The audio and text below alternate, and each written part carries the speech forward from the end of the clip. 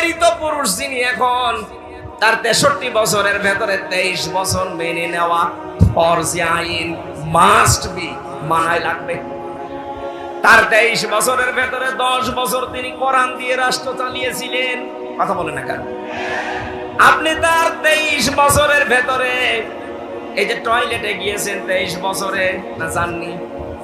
কথা বলে না কেন? উনি টয়লেটে যাওয়ার সময় বলতেন আল্লাহুম্মা ইন্নী আউযু বিকা মিনাল খুবুসি ওয়াল খাবাইস। বের হওয়ার সময় বলতেন আল্লাহুম্মা ইন্নী গফরানাকা আলহামদুলিল্লাহিল্লাযী আযহাবা আন্নিল আযা ওয়া আফানি। বাম পা দিয়ে ঢুকে ডান পা দিয়ে বের হয়ে 8-10 মিনিট যে টয়লেটে কাটালেন, পুরাটাই ইবাদত। এটা মানে এখানে আলেম যারা আছে বলেন তো এই খারাপ কাজ ইবাদত হতে পারে? কারণ রাসূলের তরিকা 8-10 মিনিট না, যদি 1 ঘন্টাও আপনি বসে থাকেন, পুরো 1 ঘন্টা ইবাদত। আরো জোরে বলেন। রাসূলুল্লাহর 1 ঘন্টা 10-15 মিনিট যদি আপনার ইবাদত মনে হয়, উনি যে 10 বছরে কোরআন দিয়ে দেশ চালালেন, এটা আপনার রাজনীতি মনে হয়? আমি তো এইটা জাতিকে বোঝাতে পারি না। রাসূলের টয়লেট করা আপনি ইবাদত মনে করেন, আর তার 10 বছর কোরআন দিয়ে রাষ্ট্র চালানো মনে করেন রাজনীতি, দুনিয়ার কাজ। আপনার মরণ হবে ফেরাউনের মতো। নিয়ে আসেন, কোন হুজুর নিয়ে আসবেন? এবার নিয়ে আসেন। আজ হাজারো মাওলানা এই লাইনটা বুঝতে চায় না। রাসূলের টয়লেটও মানে, বিশ্বনবীর বিবাহ শাদী মানে, কিন্তু নবীজির যে 23 বছরের এই যে নবুয়তের জিন্দেগির 10টা বছর তিনি চালালেন, 27টা যুদ্ধের নেতৃত্ব দিলেন, এইটা শুনলে ওর গায়ে আগুন চলে যায়। ও তখন উল্টা পাল্টা কথা। হ্যাঁ, এটা রাজনীতি হচ্ছে, এটা দুনিয়ার কাজ, এটা জঙ্গিপনা, এটা মৌলবাদের কাজ। আপনি বলতে পারলেন এটা? মুসলমানদেরকে যদি এই দেশে কেউ আর কিয়ামতের আগে মৌলবাদ বলে, তাকে আমরা উচিত শিক্ষা দেব ইনশাআল্লাহ। কিসের মৌলবাদ? এই শব্দের ধোয়া তুলেই তো এই 15.5 বছর হাজার হাজার মানুষ গুম হয়েছে। এই মৌলবাদ জঙ্গিবাদ, এই ধোয়া তুলেই হাজারো মানুষকে আয়না ঘরে নিয়ে হত্যা করা হয়েছে। এই ধোয়া তুলে আমার 3 বছর জেলে রেখেছি। এই ধোয়া তুলে জঙ্গিবাদের মামলা। কি জঙ্গি কি করেছি আমি? সুতরাং এই ধোয়ার কারো ফাঁদে পা দিয়ে যেন তুলতে না পারে কেউ। অনেকে দেখছি তুলছে যে মৌলবাদের উত্থান এই দেশে হবে না। এই কথা যারা বলছেন আপনি সংশোধন হবেন। মুসলমানদেরকে মৌলবাদ বললে এই দেশে আপনারও জায়গা হবে না ইনশাআল্লাহ।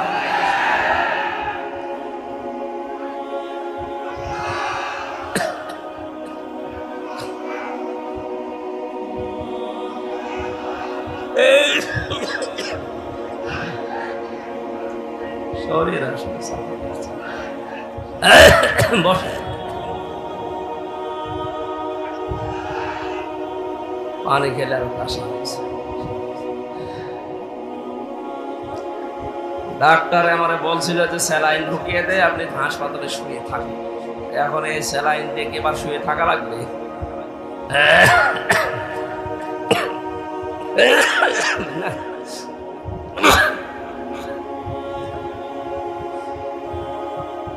যতগুলো পয়েন্ট নিয়ে আসি সামনে, সবগুলো বলতে গেলে তো শরীর সাপোর্ট করছে না। খুব তাড়াতাড়ি করে ভাই, হেদায়েত থেকে নিজেকে বঞ্চিত করে দিয়েন না। নূহ আলাইহিস সালামের জামানায় মাত্র 80 জন, এরপরে আর কেউ আসে না। আল্লাহ বললেন ইল্লা মান কদ আমান, যারা এনেছে এবার আর আনবে না। ফালা তাবতাইস বিমা কানু ইয়াফালুন, আফসোস করবেন না, হতাশ হবেন না, দুঃখে ভেঙে পড়বেন না। ওদের কাজগুলো ওদের করতে দিন। আমরা এইটার উপরে আছে, বহু ওয়াজ করেছি। 15.5 বছর চলছে কোরআনের, বাকি 50টা বছর চেষ্টা চালিয়েছি। হেদায়েত পাওয়ার মতো মানুষ আমরা দেখছি খুব কম। যদিও আগস্টের 5 তারিখের পর থেকে দেখতে পাচ্ছি হ্যাঁ অনেক কিছু বেড়ে গেছে। আল্লাহ পাক যেন এই ধারাটা অব্যাহত রাখেন, বলেন আমিন। একটা জরিপ পেয়েছিলাম আমি, আগস্টের 5 তারিখের পর থেকে 1 মাস 5 দিনে, মাত্র 1 মাসের ভেতরে সেপ্টেম্বরের 5 তারিখ, তার মানে 1 মাস হয়, সেপ্টেম্বরের 5 তারিখে একটা জরিপ পেলাম, এই দেশে 100 জনের 14 জন মানুষ এখনো পর্যন্ত জালিমদের সাপোর্ট করছে। 100 জনের 28 জন মানুষ আছে থালা নিয়ে শুধু খাবো খাবো এই ধান্দায়। 100 জনের 58 জন মানুষ এখন চায় এদেশে আল্লাহর এই বিধান চালু হোক। যেহেতু বাতাস লেগে গেছে, আল্লাহর রহমত অবশ্যই আছে, আমরাও চাই আর কিছুদিন যেতে দেন, দেখবেন এই দেশে 100 জনের 100 জনই চাই আল্লাহর এই বিধানটা কায়েম হোক। কিন্তু এই যে 28 জন থালা এখনো হাতে পায়নি, অথচ এর ভেতরে শুধু উল্টাপাল্টা কথা, দেন দেন কি দেব। এক লোক বিবাহ করার পরে বাসর রাতে বউ রেখে বাইরে গেছে, দাদি শাশুড়ি এসে বলছে কি গো নাতি বউ আমার কিন্তু নাতি চাই পুতি চাই। শাশুড়ি এসে বলছে বৌমা কি করবা আমি জানি না, আমার কিন্তু নাতি চাই। দেবর আর ননদ এসে বলছে ভাবি কি করবো আমরা জানি না, আমাদের কিন্তু ভাতিজা চাই। স্বামী এবার এসে বলছে কই আমার বেবি চাই। ও মাথা উঁচু করে বলছে তোমার বংশ কিসব পাগল, আমার এখনো কিছু হয়নি, এখনো 10 মাস 10 দিন সময় দাও, সংসার হোক, এরপরে কারো বেবি কারো নাতি কারো ভাতিজা কারো পুতি সব হবে। কথা বলে না কেন? কেবল মাত্র 15.5 বছরের জঞ্জাল বিদায় করে কেবল হাতে নিয়েছে, আর এর ভেতরে খালি দেন দেন দেন। আপনার নাতি দেবে, আপনার পুতি দেবে, আপনার ভাতিজা দেবে, আপনার বেবি দেবে, ওকে ফেলাক্সি লোড করে নিয়ে আসবে, ওরে সময় দেবেন না একটু? 15.5 বছরের জঞ্জাল এখন ওকে বিদায় হয়েছে। 100 জনের 65 জন আমরা দেখতে পাচ্ছি অনেকে বিদায় নিয়েছে, পরিবর্তন অলরেডি হয়ে গেছে, আর বাকিগুলোরও থাকার দরকার নেই। ওরাটা পাল্টিয়ে ফেলুক, সংস্কার করা, যেহেতু সংস্কার আন্দোলন, এটা যেই 9টা দফা দিয়েছিল ছাত্র আন্দোলনের এই ভাইরা, তার ভেতরে সংস্কার তারা চায়নি, আমরাও চাই সংস্কার করে হাতে দিক, নাই তো এখন দেন দেন করলে আবার দিনের ভোট রাতে হয়ে যাবে। কথা বলেন না কেন? খুব বেশি দিনও না, আমরা সঙ্গত সময় 10 মাস 10 দিন লাগে একটা বাচ্চা হতে, সেই সময় তো দেওয়া লাগবে। যেন আমাদের দুঃখ আফসোস নেই, যে যা করছেন করেন, তার হিসাব তাকে দেওয়াই লাগবে। আল্লাহ রাব্বুল আলামিন হযরত নূহ আলাইহিস সালামকে এবার আদেশ দিলেন, ওরা যা আরম্ভ করেছে শুধু কিয়ামত চাই তা তো বলে না, আপনার উপরও এবার অত্যাচার জুলুম নির্যাতন একেবারে শেষ করে ফেললো। আমি আল্লাহ আপনাকে আদেশ দিলাম, ওয়াসনাইল ফুলকা বিআয়ুনিনা ওয়া ওয়াহয়িনা ওয়ালা তুখাতিবনি ফিল্লাযিনা যালামু ইন্নাহুম মুগরাকুন। রব্বুল আলামিন বলেন একটা নৌকা কিস্তি বানাও, কিস্তি তৈরি করো, আমি আল্লাহর নির্দেশ মতো, আমার চোখের সামনে, তার মানে আমার তত্ত্বাবধানে। নির্দেশ কার? আরো জোরে বলেন। আল্লাহ পাকের নির্দেশ মতো, তার ওহী মতো, তার চোখের সামনে, তার মানে তার কুদরত অনুযায়ী নূহ নবী নৌকা বানালেন 3 তলা। 3 তলা নৌকায় তিনি তুলতে বললেন তার আহাল পরিবারের শুধু সন্তান আর স্ত্রী বাদ দিয়ে বাকিগুলোকে। 2 নম্বরে জোড়ায় জোড়ায় পশু আর পাখিকে। 3 নম্বরে ওই 80 জন ইমানদারকে। মুফাসসিরে আয়াত থেকে তাফসিরে ফি জিলালিল কোরআন শিক্ষা দিতে চেয়েছেন, নূহ নবীর নৌকা এটা আল্লাহর নির্দেশে তৈরি হয়েছিল। আজ বাংলাদেশে অনেকে এই ঘোষণা কিন্তু দিয়ে ফেলেছিলেন, আমাদের এই নৌকা ও নূহ নবীর নৌকার সাথে মিল আছে। নূহ নবীর নৌকাকে আল্লাহ বললেন, তোমার আহাল পরিবারের ভেতরে যে 2 জন আছে বেঈমান, তোমার ছেলে আর তোমার স্ত্রী, তাদেরকে নেওয়া যাবে না। আর ওই যে 80 জন ইমানদার, ওদেরকে নাও, বাকি কোনো বেঈমান যেন নৌকায় না ওঠে। আর আপনি কি করলেন এই 15.5 বছরে? নৌকা তো পুরা বেঈমান দিয়ে ভর্তি করা। কোন ইমানদার ওই নৌকায় ছিল? যেটা মনে করতাম ইমানদার এই দরবেশ, এটা আরো বড় হারাম। দাড়ি কেটে নম হয়ে গেছে,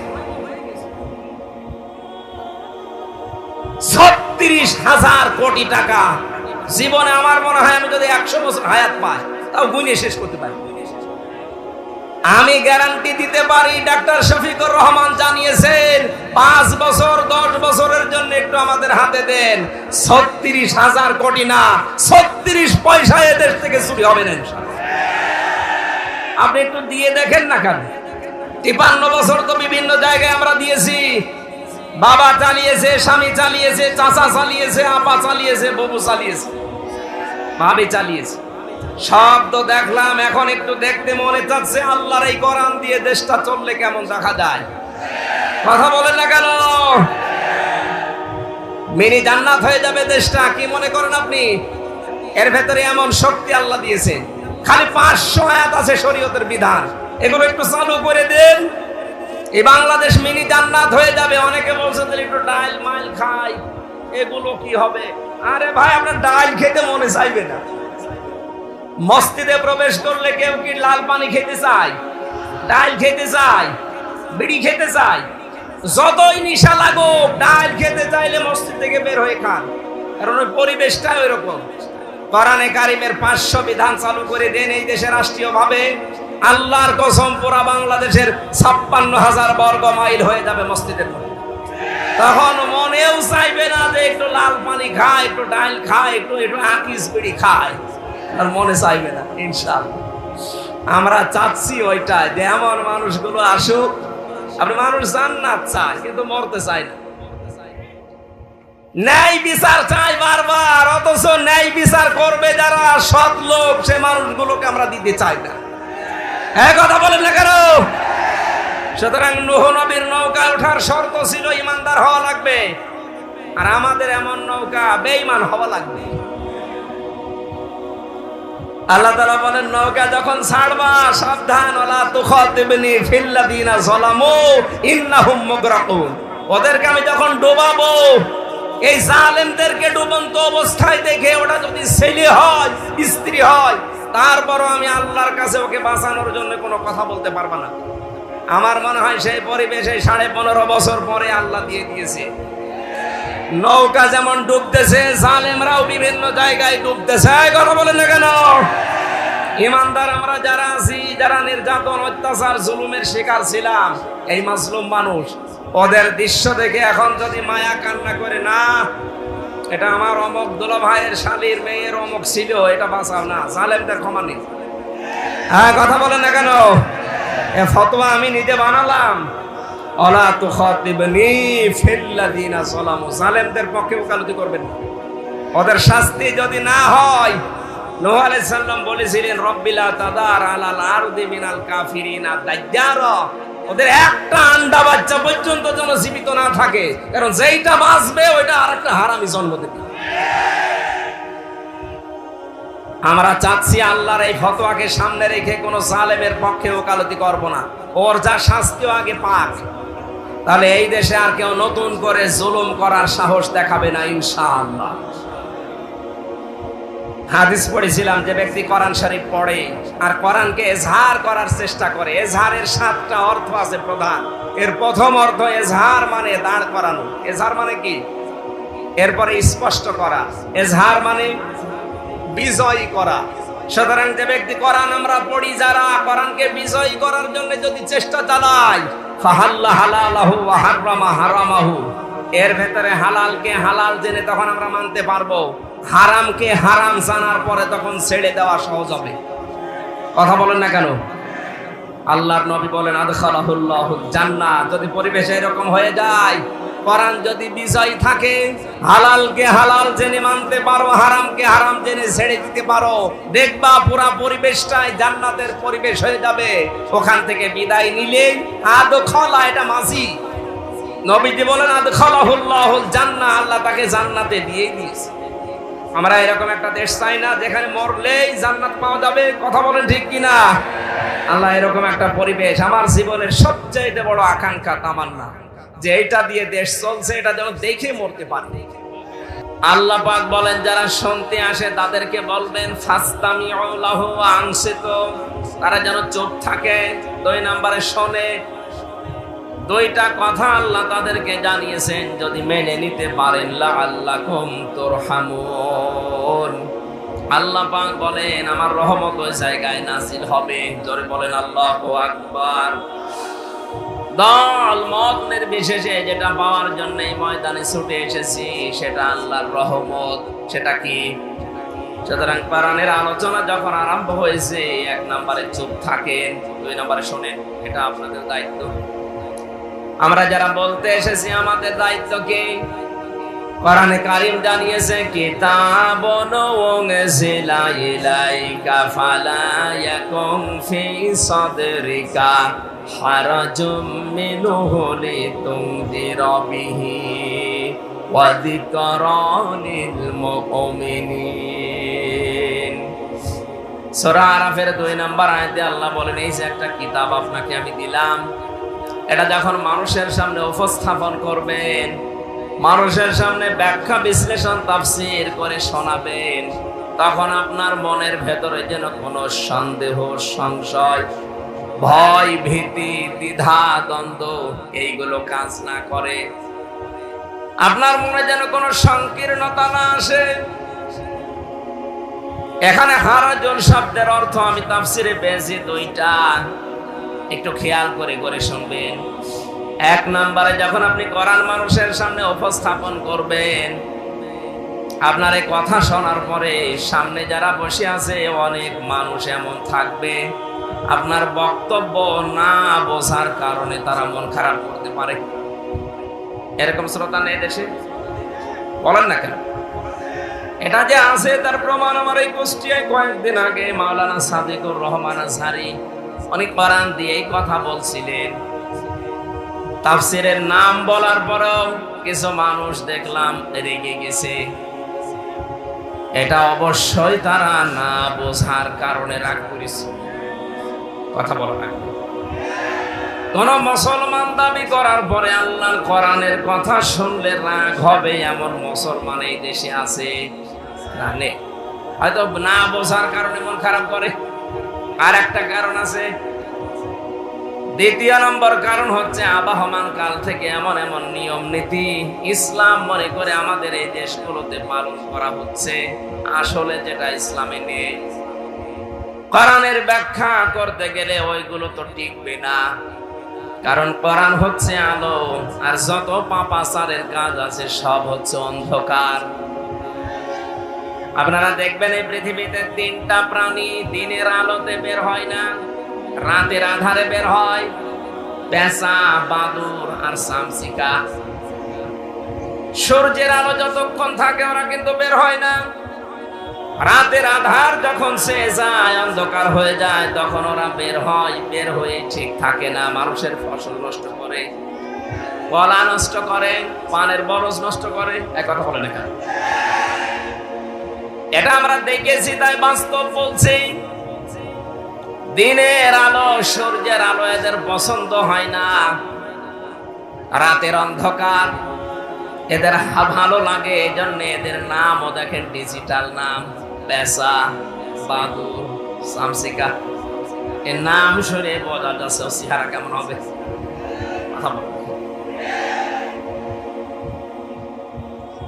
যদি আজ বাস্তবে অনেকের নামের সাথে বাস্তবের মিল পাওয়া যাচ্ছে না। যিনি পালিয়েছেন ওনার নামটা কিন্তু অনেক সুন্দর ছিল, হাসিনা।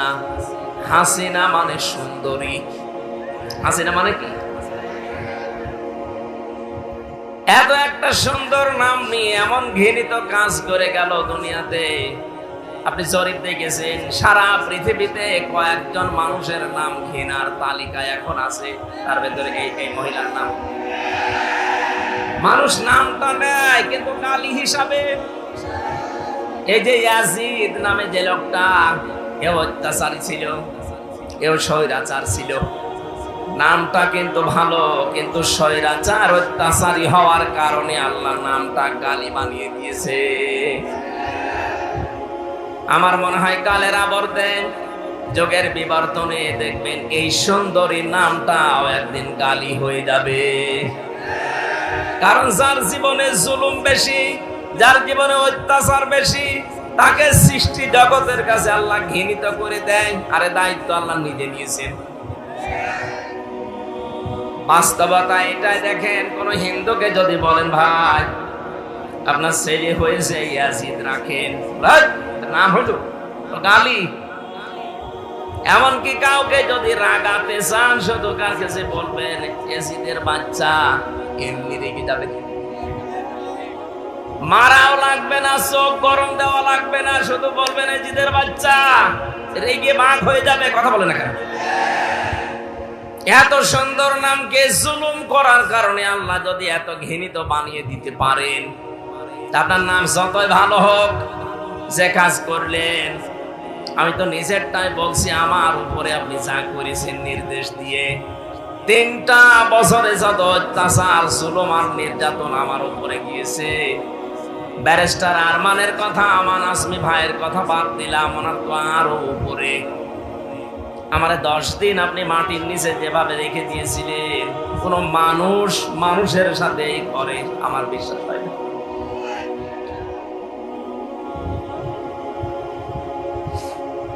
এই অত্যাচার গুলো করার কারণে আমার তো যতটুকু এখন বাস্তবে জ্ঞান পেয়েছি, আমি দেখেছি আমার সংসারের দিকে তাকিয়ে, এদেশের 18 কোটি মানুষ যদি ওই মহিলাকে মাফ করে দেয়, ব্যারিস্টার আরমানের বউ জীবনও মাফ করবে না।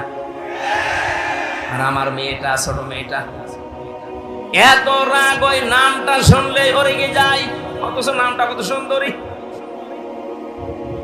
জালেমদের উপরে আল্লাহ সৃষ্টি জগতের ভেতরে ঘৃণা তৈরি করে দেয়। এ দায়িত্ব হামজার না, এ দায়িত্ব কার? যেহেতু পেশাবাদর শামসিকার নাম শুনলে বোঝা যাচ্ছে চেহারাও কিরকম হবে। রাতের অন্ধকার বেছে নেওয়ার কারণে ঠিক থাকে, রাতে বের হয়ে শুধু ক্ষতি করে। আজ যারা জুলুমের অন্ধকার বেছে নিয়েছিলেন, আজ যারা শিরকের কুফরের বেদাতের অন্ধকারের পথ বেছে নিয়েছেন, আপনারাও মানুষের ক্ষতি করার জন্য, ঈমান ধ্বংস করার জন্য আপনারা রাতের অন্ধকার পাপের কাজগুলো বেছে নিয়েছেন।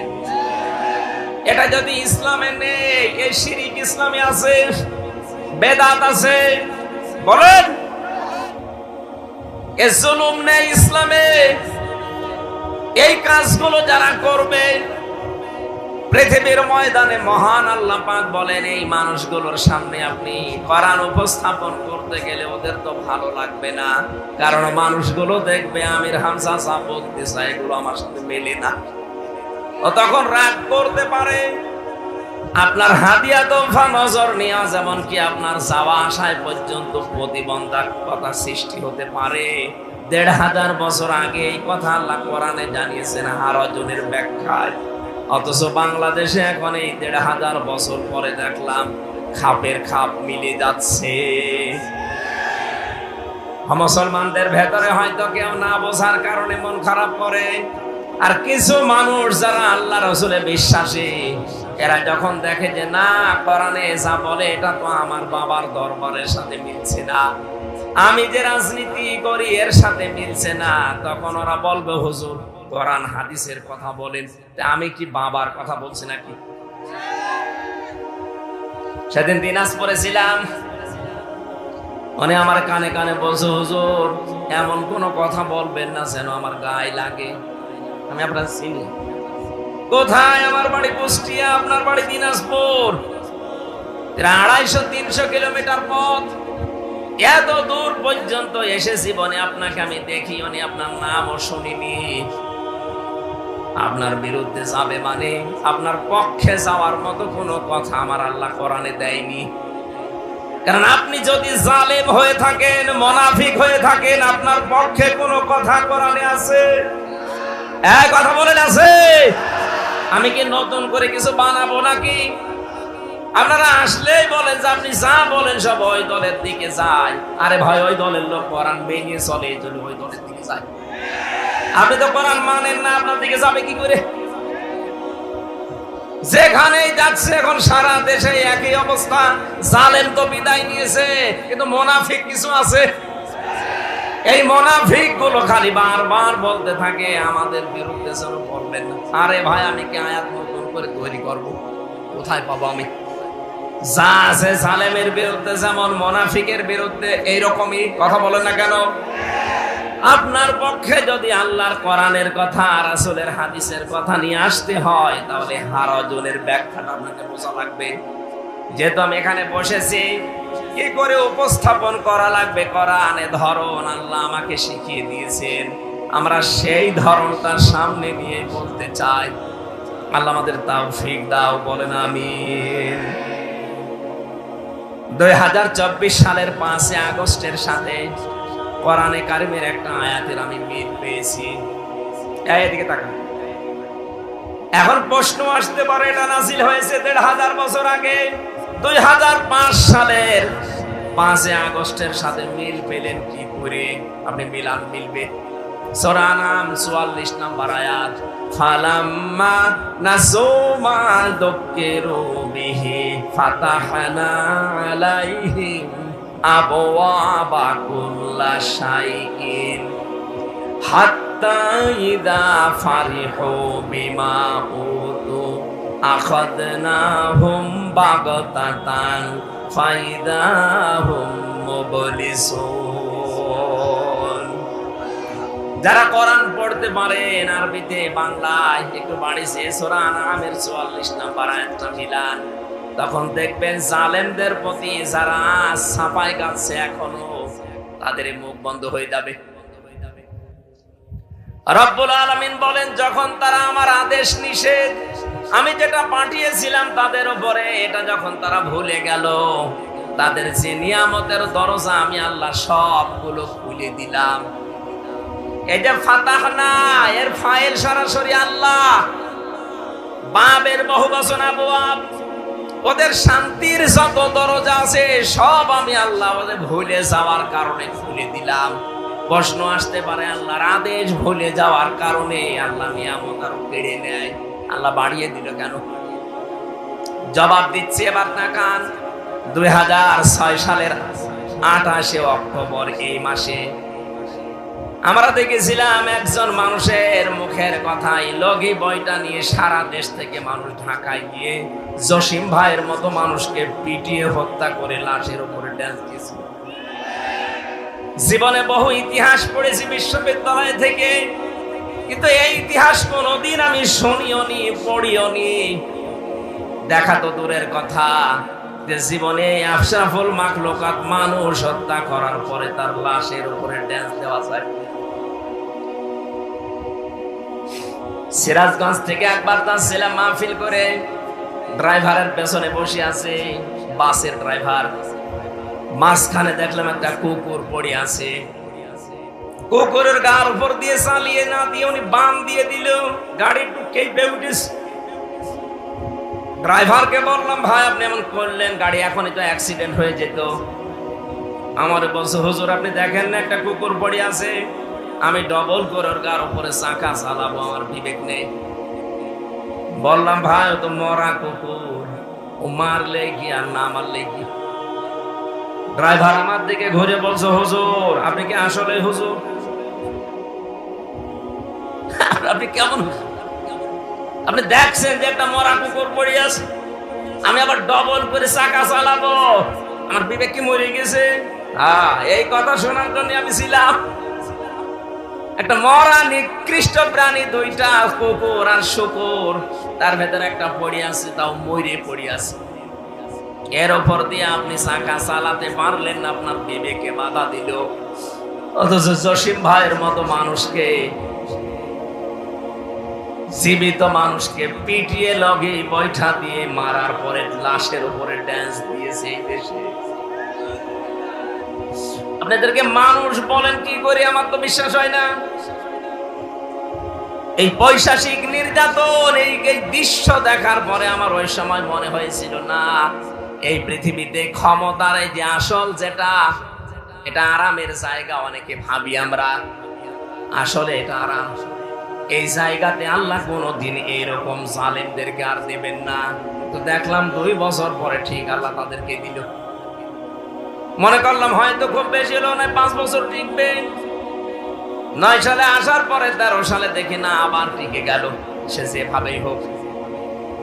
13 সালের পরে মনে করছিলাম না না টেকার মতো কায়দা নেই। 18 সালে দেখি না আবার টিকে গেল। 24 সালে আসার পরে দেখলাম না তারা আবার টিকে গেল। মনে মনে ভাবছি আল্লাহ তোমার কোরআনে তুমি নিজেই জানিয়েছো মানুষ যখন তোমার নিয়ামত পাওয়ার পরে ভুলে যায় তখন তাদের শান্তির দরজাগুলো তুমি খুলে দাও। কিন্তু পরের শব্দে তুমি কি বললে?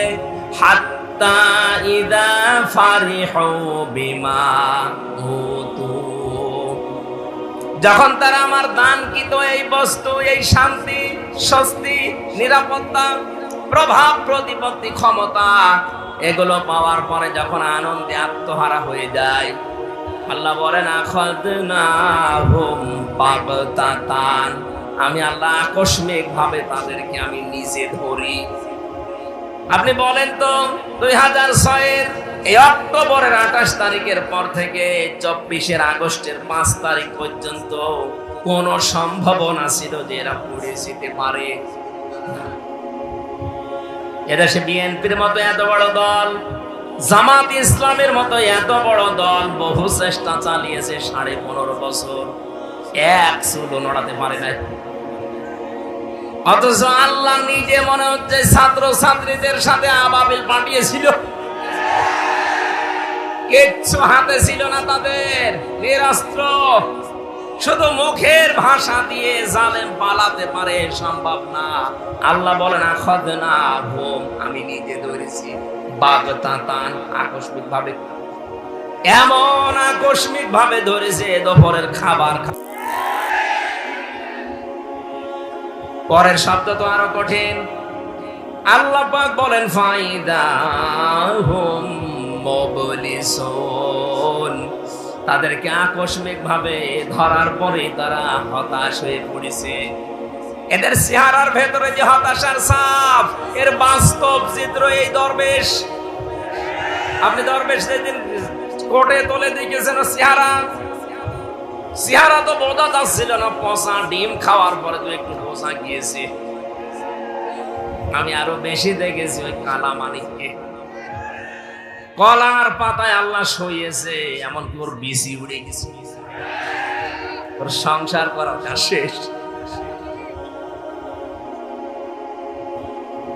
সূরা আলে ইমরান 178 নম্বর আয়াতে আমি এর সাথে মিল পেয়েছি, ওয়ালা ইয়াহসাবান্নাল্লাযীনা কাফারু আন্নামা নুমলি লাহুম খায়রুল লিআনফুসিহিম ইন্নামা নুমলি লাহুম লিয়াজদাদু ইসমা ওয়া লাহুম আযাবুম মুহিন।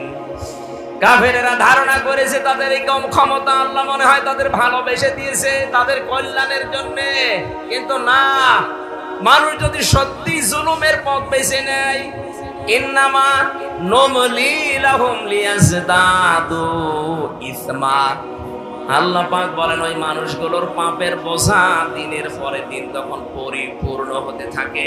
এই 15.5 বছরে এখন তাই হয়েছে। পরিপূর্ণ যখন হয়ে গেছে পাপের বোঝা, ওয়ালাহুম আযাবুম মুহিন, ওদের জন্য অপমানজনক শাস্তি আল্লাহ রেডি করে রেখেছে, যেটা এখন দেখতে পাচ্ছি।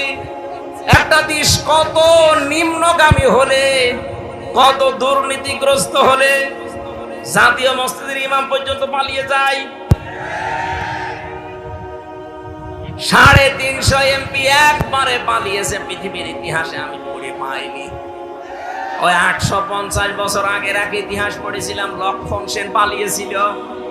আরে 850 বছর পরে পৃথিবীর ইতিহাস পাল্টিয়ে ওনার নাতি পাল্টিয়েছে। কথা বলে না কেন?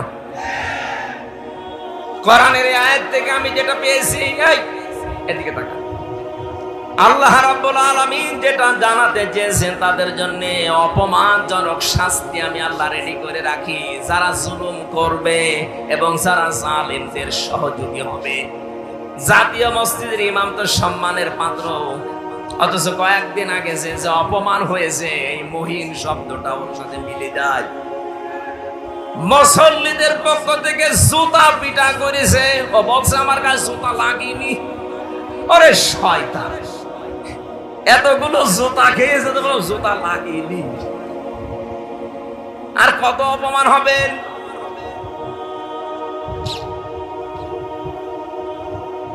রাজশাহীবাসী সূরা নামের 44 নম্বর আয়াতের পরের অংশ বলছি। এবার ওদের যে আল্লাহ হতাশ করে দিয়েছে, ওরা নিরাশ হয়ে গেছে। আল্লাহ বলেন ফাকুতি আদাবিরুল কওমিল্লাযিনা যালামু, জালেমদের শিকড় কেটে দেওয়া হয়েছে। কেটেছে কে জানা নেই, ফাকুতিয়া মজহুল, এর ফাইল জানা নেই। সুতরাং এই দেশে জালেমদের শিকড় কাটা আরম্ভ হয়েছে। এদেশে জালেমদের কোনো শিকড় থাকবে না, কে কাটবে কেউ জানবে না। আমরা চাই যারা বড় জালেম ছিল, যারা মাঝারি জালেম ছিল, যারা ছোট জালেম ছিল, প্রত্যেকের তালিকা করে করে মোড়ে মোড়ে টাঙিয়ে দেন। কোন জালেম যেন আর এই বাংলাদেশে প্রবেশ করতে না পারে, নিজের এলাকায় যেন আর প্রতিষ্ঠা না পায়। এই কথা বলা লাগবে, এটা ওদের জুলুমের পুরস্কার।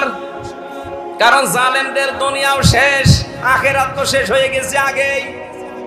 জালেমদের জন্য আখিরাতে কিচ্ছু নেই। জালেম মরবে আর জাহান্নামে যাবে, কারণ জালেমরা আল্লাহর মামলার আসামি। শব্দটা অনেক ভারী।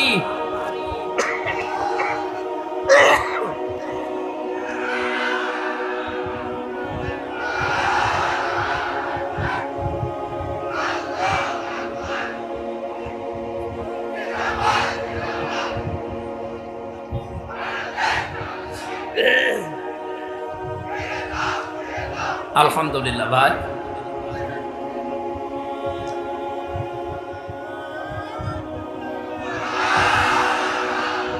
যারা এখনো পর্যন্ত এই দুঃসাহস দেখাচ্ছেন যে আমি পাশাপাশি আছি, চট করে ঢুকে পড়বো, আগে কিন্তু আর সেই 2024 সালের 5 আগস্টের আগের বাংলাদেশ এখন আর নেই। আমি সারা বাংলাদেশের 560টার উপরে থানায় ঘুরছি, সারা দেশে অবস্থায় একই। জালেম দেখলেই তাদের শিকড় কেটে দিচ্ছে, কোরআন জানাচ্ছে, কে কাটছে জানা নেই। জালেমদের ভেতরে ভয় লাগিয়েছে কে?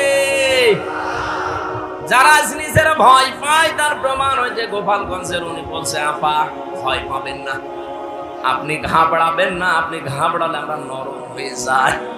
ওরা যে নরম হয়েছে, ওদের শিকড় যে কেটে গেছে, এ কথা কার? জালেমদের ব্যাপারে ভয়ঙ্কর একটা কথা কোরআনে কারিমে আমি পেয়েছি, সূরা শূরা 42 নম্বর আয়াত, ইন্নামাস সাবিলু আলাল্লাযিনা ইয়াযলিমুনান নাস। আল্লাহ পাক বলেন, অবশ্যই আমি নিজে কিয়ামতের ময়দানে জালেমদের বিরুদ্ধে বাদী হয়ে মামলা দায়ের করব। এদেশের 1628টা চেয়ার ছিল, 1628টা চেয়ারে যারা ছিল প্রত্যেকটা মানুষ এই দেশের জনগণের কাছে জালেম হিসাবে পরিগণিত। কথা বলা রাখবে, এই 1628টা চেয়ারের কারণে আজ হাজার হাজার মানুষ গুম হয়ে গেছে, খুন হয়ে গেছে, বছরের পরে বছর আমার মতো জেল খেটেছে। কত কিছু থেকে তারা বৈষম্যের শিকার ছিল। এমনিতেই ছেলে মেয়েরা ফুসে ওঠেনি, বিশ্ববিদ্যালয় থেকে অনার্স মাস্টার্স করে ফার্স্ট ক্লাস ফার্স্ট হওয়ার পরেও তার জায়গায় সে যেতে পারবে না। এর চাইতে বৈষম্য আর কি হতে পারে? আমরা চাই কিয়ামতের আগে এই বৈষম্য যেন এদেশে আর ফিরে না আসে। জালেমরা যেহেতু এই দেশে হামজার মামলার আসামি না, এরা সরাসরি মামলার আসামি কার? এজন্য কোন জালেম এদেশে থাকতে পারবে না। এদেশে থাকতে হলে মানুষের বন্ধু হয়ে থাকা লাগবে। নবীজির হাদিস ছিল, খায়রুন নাস মাইয়ানফাউন নাস। হাদিসের ব্যাখ্যার দিকে আমি পড়েছি, নবীজি কিন্তু এ কথা বলেন না যে সর্বোত্তম মানুষ ওই লোকটা যে লোকটা মুসলমানের উপকার করে না। খায়রুন নাস মাইয়ানফাউন নাস, ইয়ানফাউ মুজারে বর্তমান ভবিষ্যৎ, প্রেজেন্ট ফিউচার, নাস মানে মানুষ। নবীজি খায়রুন নাস ইয়ানফাউল মুসলিমুনা বলতে পারতো না? পৃথিবীতে যারা মুসলমানের উপকার করে এরাই উত্তম না। মানুষ হয়ে যদি কেউ মানুষের উপকার করে, মানুষকে সাহায্য করে, তাকে একটু এগিয়ে দেওয়ার জন্য চেষ্টা চালায়, আল্লাহর দরবারের উত্তম মানুষ। সুবহানাল্লাহ বলতে পারেন না? এটা আমার মনে হয় এই বাংলাদেশে সবচাইতে বেশি এই হাদিসটা মেনে চলছে এখন আমিরে জামাত ডাক্তার শফিকুর রহমান। আপনি দেখছেন না 5 তারিখের পর থেকে তার অ্যাক্টিভিটিস, বিশ্ব নবী কাদের স্ত্রী খাদিজাতুল কুবরা রাদিয়াল্লাহু তাআলা আনহা 5টা বিষয়ে সান্ত্বনা দিয়েছিলেন যে আপনি তো এই 5টা কাজ করেন, আপনাকে আল্লাহ ভয় দেখাবে না, আপনি ভয়হীন, আপনাকে কেউ ভয় দেখাতে পারে না। তার 2 নাম্বারে এটা ছিল ওয়া তাহমিলুল কাল্লা, আপনি মানুষের বোঝা হালকা করে দেন। এই 15.5 বছরে কত মানুষের বোঝা আপনি আরো ভারী করে দিয়ে গেলেন। বিশেষ করে 5 আগস্টের আগ পর্যন্ত এই দেশে 2780 জন এখনো পর্যন্ত হাসপাতালে কাতরাচ্ছে। তারা তাদের পরিবারের কাছে, ভাই বোনের কাছে, মা বাবার কাছে বোঝা। এই কথা বলে না কেন?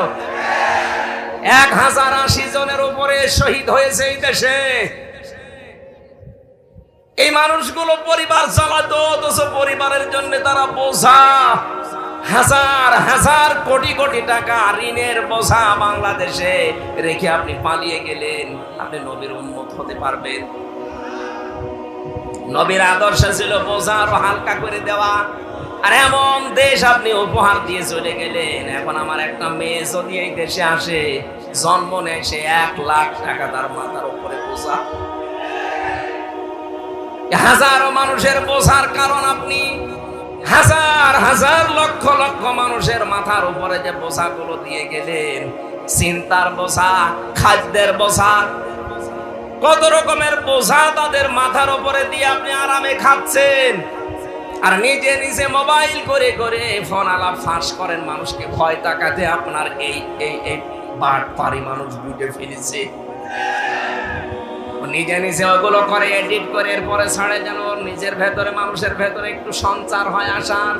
এটা মানুষ কিন্তু বুঝে ফেলেছে যে নিজে নিজে ফোন করে ফোন আলাপ আপনি ফাঁস করছেন।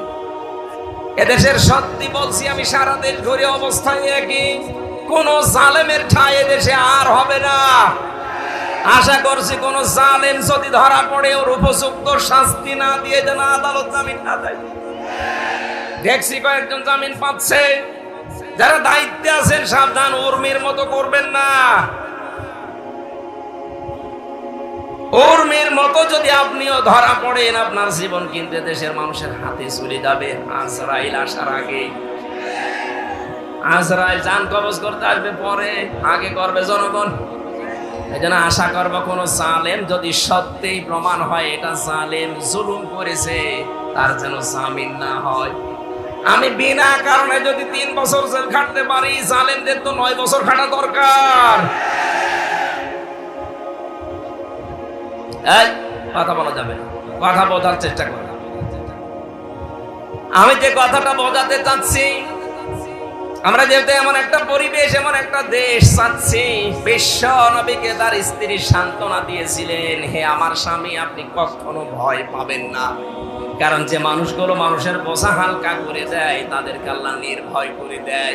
এর বাস্তব প্রমাণ যার নাম বললাম, এই লোকটা। আমি নিজে তার সাথে ছেড়েছিলাম। তার যে তাকওয়া, এই লোকটার যে ইবাদত বন্দেগী আমি কাছ থেকে দেখেছি, আল্লাহর উপরে তার যে তাওয়াক্কুল, ভরসা, এমনি এমনি তৈরি হয়নি। এই মানুষটা একামতের দিনের এই লাইনে আসার পর থেকে জীবন উৎসর্গ করে দিয়েছে মানবতার। এই দেশে 18 কোটি মানুষের এই একজনের নামে শুধু বানায় ডাক্তার শফিকুর রহমান, মানবতার ফেরিওয়ালা। বিশ্ব নবীকে তার স্ত্রী খাদিজা বলেছিল এটা। আপনি ভয় পাবেন না, কোনো কিছু আপনাকে ভয় দেখাতে পারে না, কারণ আপনি মানুষের বোঝা হালকা করেন। আপনি কোন নবীর উম্মত দাবি করছেন, মানুষের বোঝা ভারী করে দিচ্ছেন। আমার পরিবারে 3টা বছরে যে বোঝা তৈরি করে দিয়ে গেলেন। আমার বাবা অসুস্থ, আমার মা অসুস্থ, আমার ম্যাডাম লাইফ সাপোর্টে ছিল কয়েকদিন আগে, মেয়েটা আইসিইউতে, আর আমি জেলখানায় পড়ে আছি 3 বছর। কোনো কিছু করার পরে যদি আমারে দিতেন আমি মেনে নিতাম, কিচ্ছু জানি না। আপনি নিজেই বলতেন রিমান্ডে এসে বলে না আপনি জানি কিছু করেননি, তারপরও উপরের নির্দেশ। এই ঠনকো একটা মামলা দিয়ে মামলায় যদি আমার সাজাও লাগিয়ে দিত তাও সর্বোচ্চ 3 মাস, অথচ 33 বারের উপরে মামলাটা আমার সিএমএম কোর্ট, জজ কোর্ট, হাইকোর্ট। 33 বার আমার বাবা, আমার চাচা, আমার যারা শুভাকাঙ্ক্ষী ছিল জোর জোর করে তুলেছিল মামলা, জামিন দেয়নি। কয়েকদিন আগে মামলাটা পুরা খারিজ হয়ে গেছে। বিচারপতি ওইটা দেখার পরে বলছে কি দেখে বিচার করবো, এর ভেতরে কোনো মাল নেই। এর ভেতরে মাল নেই। 3 বছর তো মামলা আপনার কাছে ছিল, এতদিন তো বলেননি যে মাল নেই। উনি এই কথাই আমারে বলতো, আমি পরে পরবর্তীতে কথা বলেছিলাম, বলছে হুজুর আমার হাত বাঁধা। আমি জানি শুধু ওনার না, এখন যেহেতু ওনার হাত খোলা, এখন ন্যায় বিচার করতে পারছে। এদেশে 1628টা চেয়ার আছে, আব্দুল হান্নান ভাই সহ প্রত্যেকটি মানুষের চেয়ারের হাত যেন আবু সাইদের মতো খোলা থাকে।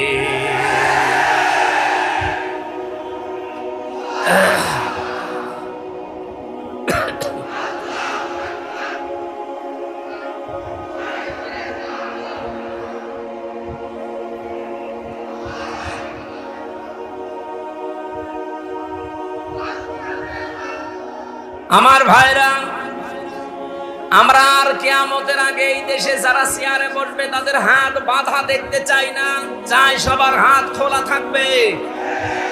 হাত খোলা থাকলে আমার বছর এই বিচার পাবেন আপনি এই থানাতে গিয়ে, ফাঁড়িতে গিয়ে। এক কথা বলেন এখানে। আর যদি হাত বেঁধে দেন, আব্দুল হান্নান না ওনার বাবাও যদি চেয়ারে বসে বলবে আমার হাত বাঁধা। যেন আমরা চাচ্ছি এদেশে কারো হাত যেন আর বাঁধা না থাক। জামাত ইসলামী বাংলাদেশের পক্ষ থেকে 41টা প্রস্তাবনা দিয়েছে, আপনারা দেখেছেন। এর ভেতরে 2টা অন্যতম, যে প্রশাসনে যারাই আছে তাদেরকে যেন আলাদা করে দেওয়া হয়। ওই অমুক নেতা পাতি ছাতি কি বলবে সেই অনুযায়ী কাজ করা লাগবে। তার মানে কি ওনারা কি আপনার গোলাম নাকি? 18 কোটি মানুষের টাকা দিয়ে ওনার বেতন হয়, সবার দিকে তাকানো লাগবে। জামাত ইসলামীর এই প্রস্তাবনার সাথে আমরা একমত কিনা বলেন তো?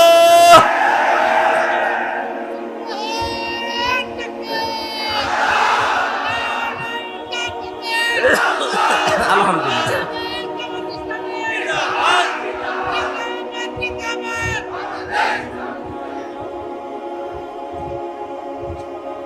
রাজশাহীবাসী আমরা বাকি কথা আমার শরীর এবং সময়ের দিকে খেয়াল করছি। কালকে আমার শপথ আছে কুষ্টিয়াতে, আমি বেশি দেরি করতে পারবো না। সকাল 6টায় আসবে সেক্রেটারি জেনারেল, এই জন্যে খুব তাড়াতাড়ি করছি। আমি মনে করলাম 10টায় শেষ করে চলে যাব। এমনি যে শরীরের অবস্থা, আবার কালকে আছে টাঙ্গাইলে, ওই অনুষ্ঠান শেষ করে ওইটা ধরা লাগবে। চারিদিকে খেয়াল করে আমি আয়াতে প্রবেশ করছি, সব বাদ দিয়ে দিলাম।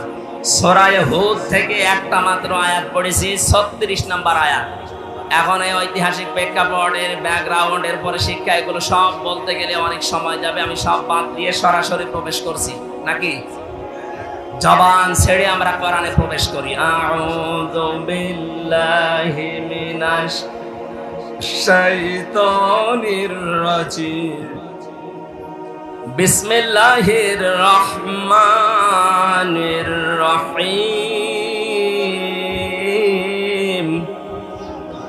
ওয়া উহিয়া ইলা নূহিন আন্নাহু লা ইউমিনা মিন কওমিকা ইল্লা মান ক্বাদ আমানা ফালা তাবতাইস বিমা কানু ইয়াফআলুন।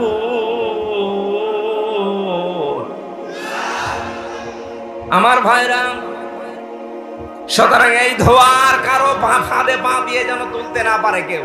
অনেকে দেখছি তুলছে যে মৌলবাদের উত্থান এই দেশে হবে না, এ কথা যারা বলছেন আপনি সংশোধন হবেন। মুসলমানদেরকে মৌলবাদ বললে এই দেশে আপনারও জায়গা হবে না ইনশাআল্লাহ।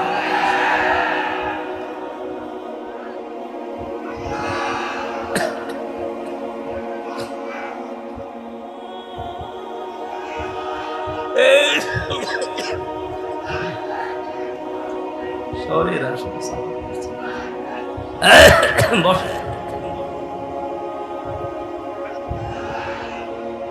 পানি খেলে আরো কাশি হচ্ছে। ডাক্তার আমারে বলছিল যে স্যালাইন ঢুকিয়ে দেয়, আপনি হাসপাতালে শুয়ে থাকুন। এখন এই স্যালাইন দিয়ে এবার শুয়ে থাকা লাগবে।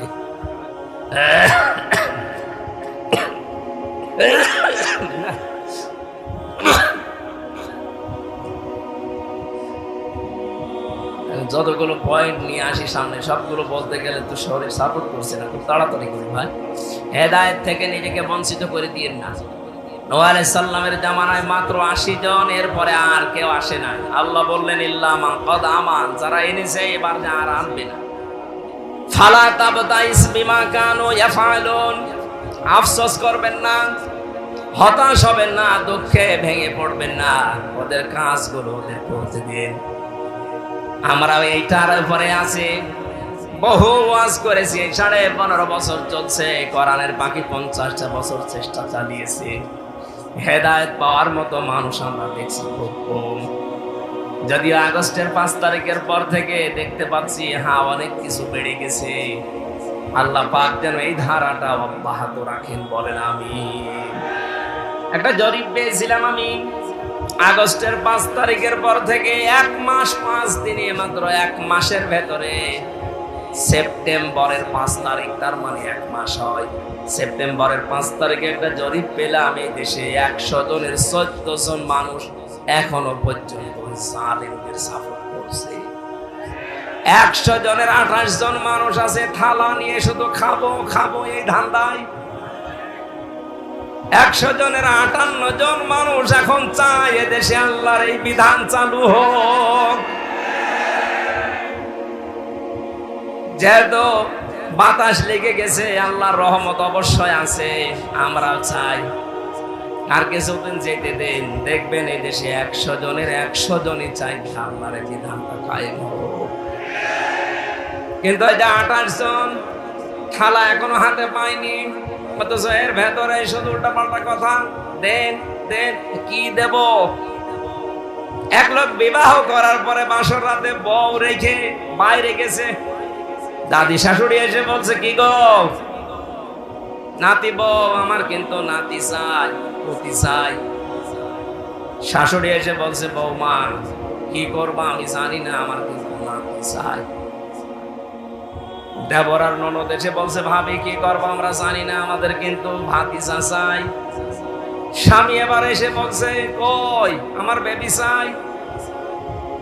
ও মাথা উঁচু করে বলছে তোমার বংশ কিসব পাগল, আমার এখনো কিছু হয়নি, এখনো 10 মাস 10 দিন সময় দাও, সংসার হোক, এরপরে কারো বেবি, কারো নাতি, কারো ভাতিজা, কারো পুতি সব হবে। কথা বলে না কেন? কেবল মাত্র 15.5 বছরের জঞ্জাল বিদায় করে কেবল হাতে নিয়েছে, আর এর ভেতরে খালি দেন দেন দেন। আপনার নাতি দেবে, আপনার পুতি দেবে, আপনার ভাতিজা দেবে, আপনার বেবি দেবে, ওকে ফ্লাক্স লোড করে নিয়ে আসবে, পরের সময় দেবেন না একটু? 15.5 বছরের জঞ্জাল এখনো কি বিদায় হয়েছে? 100 জনের 65 জন আমরা দেখতে পাচ্ছি অনেকে বিদায় নিয়েছে, পরিবর্তন অলরেডি হয়ে গেছে, আর বাকিগুলোরও থাকার দরকার নেই। ওরাটা পাল্টিয়ে ফেলুক, সংস্কার করা, যেহেতু সংস্কার আন্দোলন, এটা যেই 9টা দফা দিয়েছিল ছাত্র আন্দোলনের এই ভাইরা, তার ভেতরে সংস্কার তারা চায়নি, আমরাও চাই সংস্কার করে হাতে দিক, নাই তো এখন দেন দেন করলে আবার দিনের ভোট রাতে হয়ে যাবে। কথা বলেন না কেন? খুব বেশি দিনও না, আমরা সঙ্গত সময় 10 মাস 10 দিন লাগে একটা বাচ্চা হতে, সেই সময় তো দেওয়া লাগবে। যেন আমাদের দুঃখ আফসোস নেই, যে যা করছেন করেন, তার হিসাব তাকে দেওয়াই লাগবে। আল্লাহ রাব্বুল আলামিন হযরত নূহ আলাইহিস সালামকে এবার আদেশ দিলেন, ওরা যা আরম্ভ করেছে শুধু কিয়ামত চাই তা তো বলে না, আপনার উপরও এবার অত্যাচার জুলুম নির্যাতন একেবারে শেষ করে ফেললো।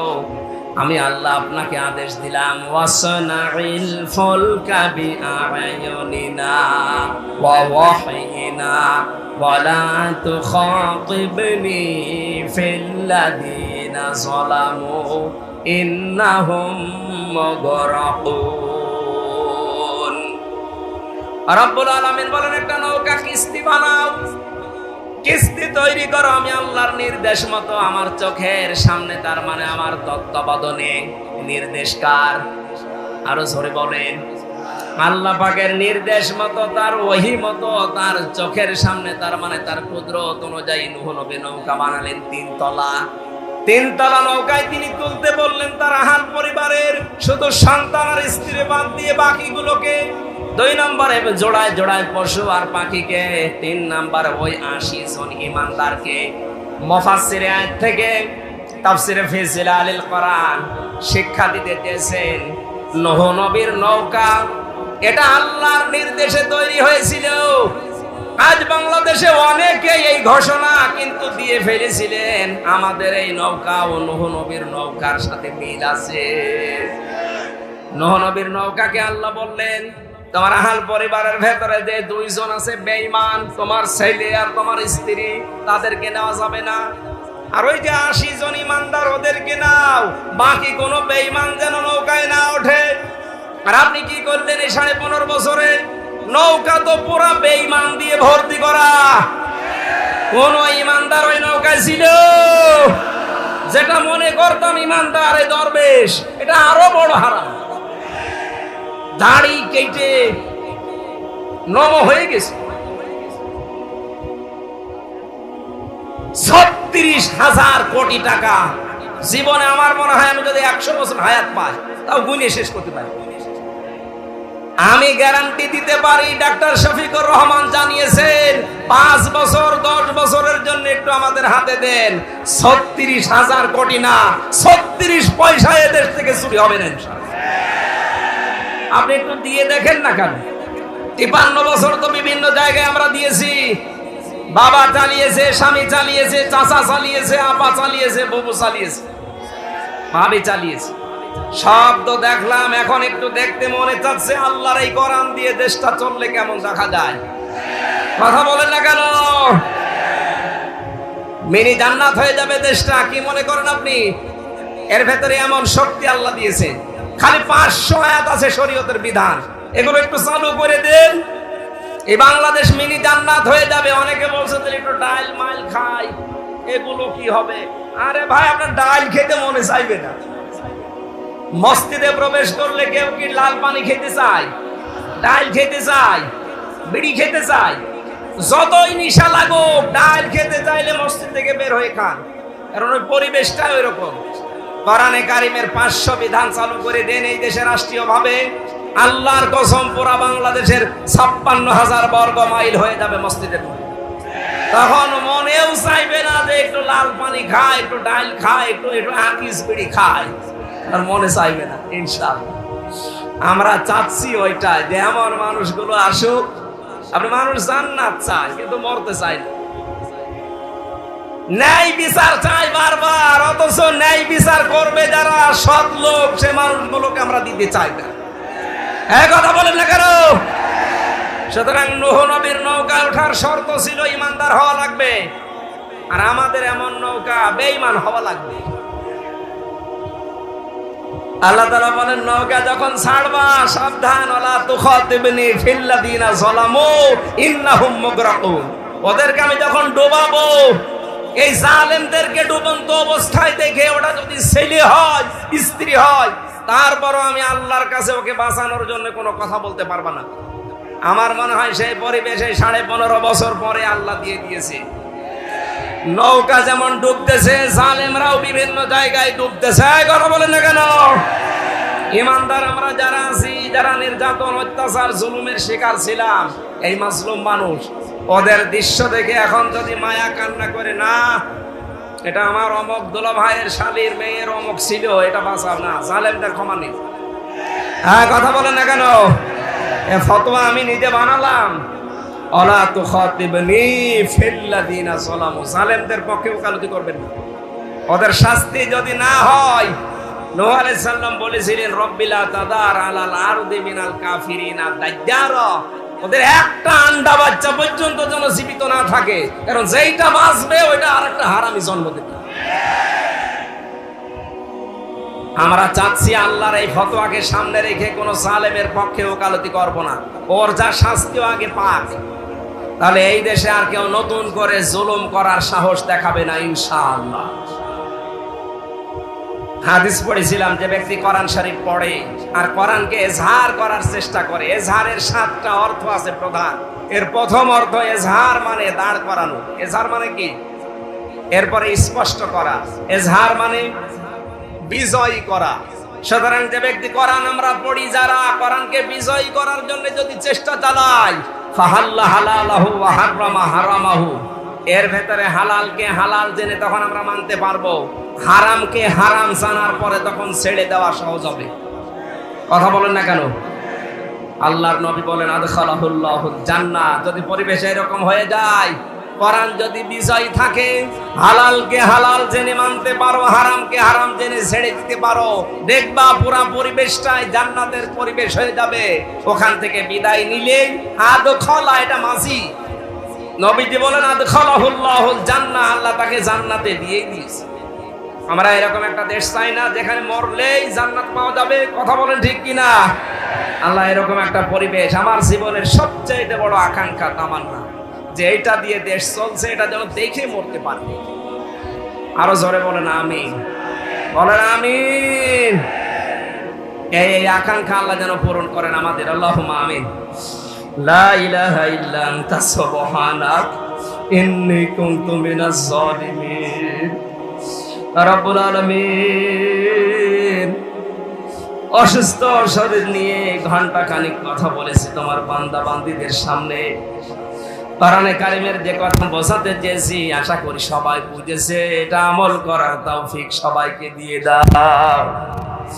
বড় আশা, বড় আকাঙ্ক্ষা, বড় তামান্না জীবনে আমার, তোমার এই কালাম দিয়ে বাংলাদেশটা চলছে এটা দেখার।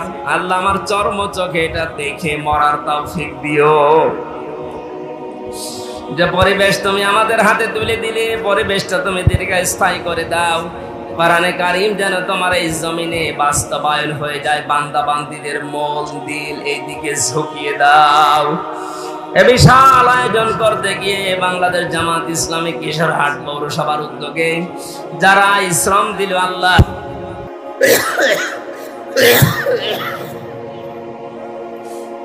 কিশোরহাটের সম্মানিত আমির, এই পৌরসভার আমির এবং সেক্রেটারি, শ্রদ্ধাভাজন মামাজান ডাক্তার হাফিজুর রহমান হাফিজ সহ যত মানুষ চেষ্টা চালিয়েছে, আব্দুল আওয়াল ভাই সহ আমি নাম অনেকের জানি না, যত মানুষ এগিয়ে এসেছে কোরআনের এই প্রচারে, আল্লাহ তোমার রহমত তাদের দিকে এগিয়ে দাও।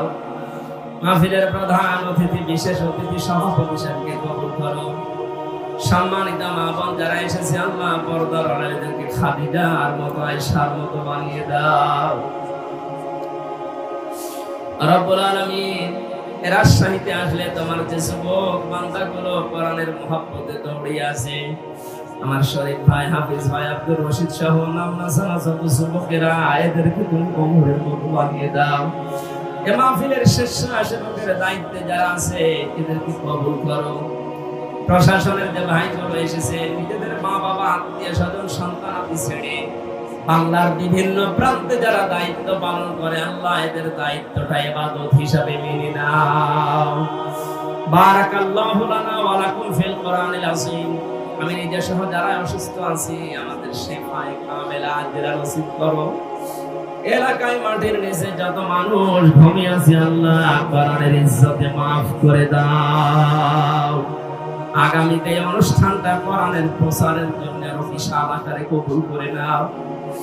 রব্বুল আলামিন, মানবতার ফেরওয়ালা ডাক্তার শফিকুর রহমান থেকে শুরু করে যত মানুষ একামতের দিনের দায়িত্ব এই দেশে যান